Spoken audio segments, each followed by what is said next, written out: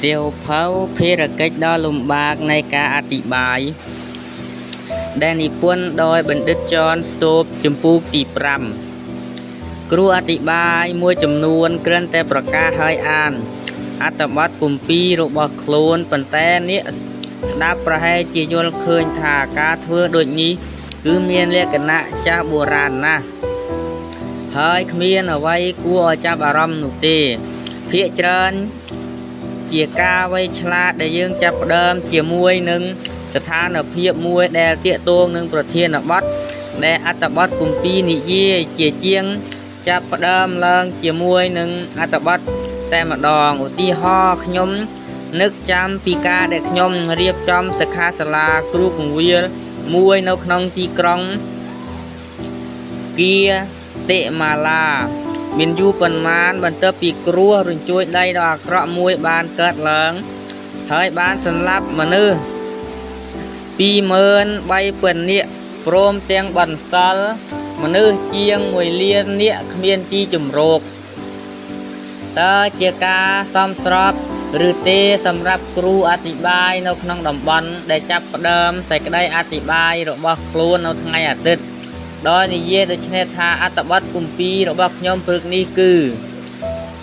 ជាការមួយស្ដាប់ទៅមានលក្ខណៈសមស្របជាងប្រសិនបើគ្រូអធិប្បាយចាប់ផ្ដើមដោយនិយាយដូចនេះថាយើងជួបប្រជុំគ្នាព្រឹកនេះដោយមានទុក្ខក្រៀមក្រំជាទម្ងន់ពួកយើងជាច្រើនបានបាត់បង់សាច់ញាតិឬមិត្តភក្តិអ្នកផ្សេងទៀតបានបាត់បង់ផ្ទះសម្បែងនិងទ្រព្យសម្បត្តិជាច្រើនហេតុអ្វីបានជាព្រះជាម្ចាស់អនុញ្ញាតឲ្យមានគ្រោះមហន្តរាយបែបនេះនេះជាសំណួរនៅក្នុងចិត្តគំនិតរបស់យើងទាំងអស់គ្នាតើយើងអាចនៅតែបន្តជឿលើព្រះដែលពេញដោយសេចក្តីស្រឡាញ់បានដោយរបៀបណាប្រសិនបើបន្ទាប់មកយើងប្រកាសហើយអានអត្ថបទគម្ពីរដែលទាក់ទងដោយផ្ទាល់ទៅនឹងបញ្ហានៃការផ្គត់ផ្គង់របស់ព្រះជាម្ចាស់ឬទាក់ទងទៅនឹងការធានាពីសេចក្តីស្រឡាញ់របស់ទ្រង់នោះយើងទំនងជាអាចរក្សាបាននៅចំណាប់អារម្មណ៍ពីពួកជំនុំយើងចាំបាច់ត្រូវតែចាប់ផ្ដើមនៅចំណុចដែលអ្នកស្ដាប់នៅជាជាងចាប់ផ្ដើមនៅចំណុចដែលយើងរំពឹងថានឹងនាំពួកគេទៅសរសេរសេចក្តីអធិប្បាយចេញមកហើយអធិដ្ឋានលើសេចក្តីអធិប្បាយនោះឥឡូវសំណួរបានលេចឡើងថាតើយើងគួរតែសរសេរសេចក្តីអធិប្បាយរបស់យើងចេញមកទេ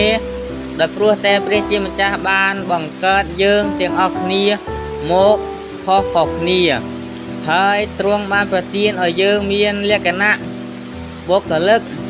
និងទេពកោសល្យខុសៗគ្នាដែរនោះយើងមានក្បួនច្បាប់ជាក់លាក់សម្រាប់មនុស្សគ្រប់គ្នានោះទេប៉ុន្តែទោះជាយ៉ាងណាយើងហាក់ដូចជាមាន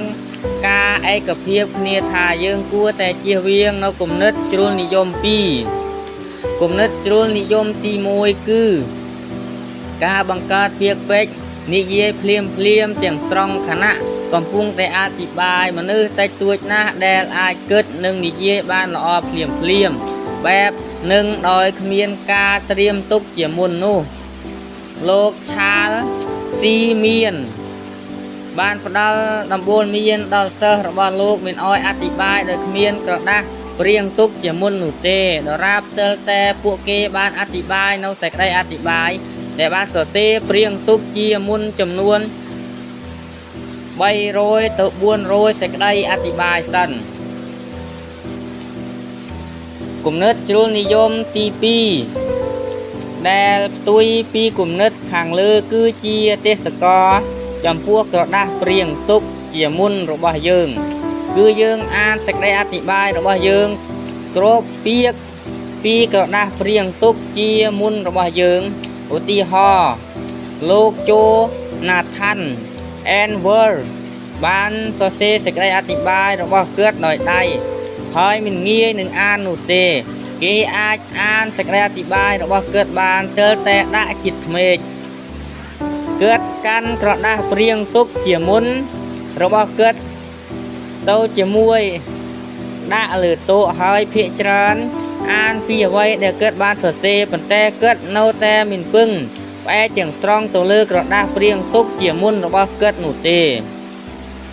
ប្រសិនបើព្រះពររបស់ព្រះជាម្ចាស់បានបង្ហូរលើកើតចូលណាថាន់ក៏ដោយប៉ុន្តែវិធីសាស្ត្រនេះនឹងមានដំណើរការល្អនៅក្នុងសម័យនេះឡើយត្បិតសម័យនេះទាមទារឲ្យមានទំនាក់ទំនងទល់មុខគ្នារវាងគ្រូអធិប្បាយនិងពួកជំនុំយើងហាក់ដូចជាមានវិធីតែមួយទេគឺយើងត្រូវតែដាក់បញ្ចូលគ្នារវាងការប្រើប្រាស់ភាសាដោយប្រឹងប្រយ័ត្ននឹងការទំនាក់ទំនងគ្នារវាងបុគ្គលនិងបុគ្គលនេះមានន័យថាយើងត្រូវតែសរសេរសេចក្តីអធិប្បាយរបស់យើងនៅក្នុងពេលសិក្សារបស់យើងប៉ុន្តែយើងមិនត្រូវគ្រាន់តែអានអ្វីដែលយើងបានសរសេរពីវេទិកាអធិប្បាយនោះទេការសរសេរសេចក្តីអធិប្បាយបែបនេះគឺជាវិន័យដ៏មានតម្លៃបំផុតទី1ការសរសេរបែបនេះធានាថាយើងបានគិតយ៉ាងច្បាស់លាស់គ្រូអធិប្បាយដែលប្រើពាក្យពេចន៍ច្រើនអាចលាក់បាំងគំនិតដែលមិនមានការពិចារណាឲ្យបានច្បាស់លាស់ដោយសារតែពួកគេចេះនិយាយក្នុងលក្ខណៈមួយដ៏ប៉ិនប្រសប់ប៉ុន្តែគ្រូអធិប្បាយទាំងនោះមានការលំបាកក្នុងការលាក់បាំងនៅគំនិតដែលមិនមានការពិចារណាឲ្យបានច្បាស់លាស់នៅពេលពួកគេសរសេរគំនិតទាំងនោះនៅលើក្រដាស់តាមពិតទៅយើងមិនអាចលាក់បាំងបានទេនៅលើក្រដាស់ប្រសិនបើយើងនិយាយឲ្យស្មោះត្រង់ទៅទី2ការសរសេរអាចជួយយើងឲ្យគេចផុតពីការប្រើប្រយោគដដែលម្ដងហើយម្ដងទៀតការសរសេរជំរុញឲ្យយើងអភិវឌ្ឍនៅវិធីថ្មីក្នុងការនិយាយសេចក្តីពិតចាស់ដែលយើងបាននិយាយរួចមកហើយក្នុងរបៀបថ្មីមួយនៅសម័យបច្ចុប្បន្ននេះយើងងាយនឹងចាញ់សេចក្តីល្បួងក្នុងការកាត់តចម្លងឯកសារពីប្រព័ន្ធអ៊ីនធឺណិតជាជាងសេចក្តីអធិប្បាយដោយខ្លួនឯងខណៈដែលយើងអាចប្រើប្រព័ន្ធអ៊ីនធឺណិតដើម្បីនឹងពិនិត្យមើលពីភាពត្រឹមត្រូវនៃឧទាហរណ៍ពន្យល់របស់យើងនោះយើងនៅតែចំណាយពេលដើម្បីសរសេរសេចក្តីអធិប្បាយរបស់យើងខ្លួនឯងដដែលការដែលយើងសរសេរចេញមកដោយដៃឬដោយកុំព្យូទ័រនឹងជួយយើងឲ្យចងចាំនៅអ្វីដែលយើងចង់និយាយហើយ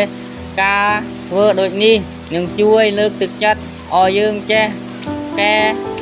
តម្រូវអ្វីដែលយើងបានអានឲ្យស៊ីទៅនឹងពួកជំនុំដែលយើងនឹងត្រូវអធិប្បាយទៅកាន់នោះនៅពេលយើងបានសរសេរសេចក្តីអធិប្បាយរបស់យើងចេញមកនោះយើងគួរតែកុំព្យាយាមទន្ទិញវាឲ្យចាំមិត្តបើការធ្វើដូច្នេះអាចនឹមឲ្យយើងសូត្រឡើងវិញនៅអ្វីដែលយើងចងចាំនៅលើវេទិកាអធិប្បាយការធ្វើដូច្នេះទាមទារពេលវេលានិងកិច្ចការច្រើនណាស់ហេតុអ្វីដែលជាគ្រោះថ្នាក់នោះគឺថាយើងអាចនឹងភ្លេចបន្តិចណាមួយលើសពីនេះទៀតយើងនឹងត្រូវផ្ដោតទៅលើការចងចាំខ្លាំងជាងសេចក្តីអធិប្បាយនិងពួកជំនុំរបស់យើងលោកយូសេបភីតបានបង្ហាញពីរបៀបមួយនៃការប្រើសេចក្តីអធិប្បាយដែលបានសរសេរព្រៀងទុកជាមុនពីរបៀបប្រើនេះគឺនៅចន្លោះរវាងការទន្ទិញចាំមិត្តឬការអានសេចក្តីអធិប្បាយនោះលោកបានសរសេរសេចក្តីអធិប្បាយរបស់លោកហើយក្រដាស់ដែលកើតបានសរសេរព្រៀងទុកជាមុននោះគឺតែងតែនៅពីមុខកើតជានិច្ចលោកមានគ្រាន់តែចាប់ផ្ដើមការអធិប្បាយរបស់លោកដោយការអានបន្តិចបន្តួចប៉ុណ្ណោះទេប៉ុន្តែលោកបានអានគ្រប់ពាក្យតែម្ដងហើយលោកមានកាយវិការតិចតួចបំផុតប៉ុន្តែលោកបានកាត់បន្ថយការធ្វើដូចនេះបន្តិចម្ដងហើយលោកអ្នកនឹងឃើញក្មេករបស់គាត់ចាប់ផ្ដើមក្រហមដោយសាច់ដុំនៅលើផ្ទៃមុខរបស់គាត់ចាប់ផ្ដើមធ្វើចលនាហើយរីករហូតដល់កម្រិតមួយដែលចិត្តរបស់គាត់មានភាពឆេះឆួលជាខ្លាំងហើយលោកបានបន្តអធិប្បាយទៅមុខទៀតដោយមិនមើលអ្វីទាំងអស់លោកប្រើក្រដាស់ដែលលោកបានសរសេរព្រៀងទុកជាមុននោះតែក្នុងករណីដែលគាត់មូលក្រដាស់នោះនៅនឹងដៃហើយក្រវីដាក់អ្នកស្ដាប់របស់គាត់ប៉ុណ្ណោះ